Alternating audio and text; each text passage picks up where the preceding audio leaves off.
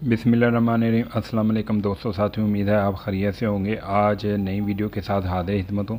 आज दो टिप्स आपके लिए लेके आया हूँ। पहली टिप्स है किचन टिप्स, और ये आप जैसे वीडियो में देख रहे हैं कि अक्सर शॉपर में दालें वगैरह हम रख लेते हैं और गिरा लगा देते हैं।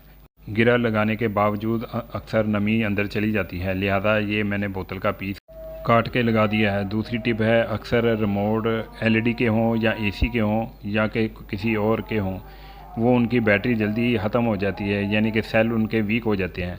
आज मैं बताऊंगा कि इसकी बैटरी की लाइफ कैसे बढ़ाएं और सेल की कारकर्दगी को कैसे बेहतर करें।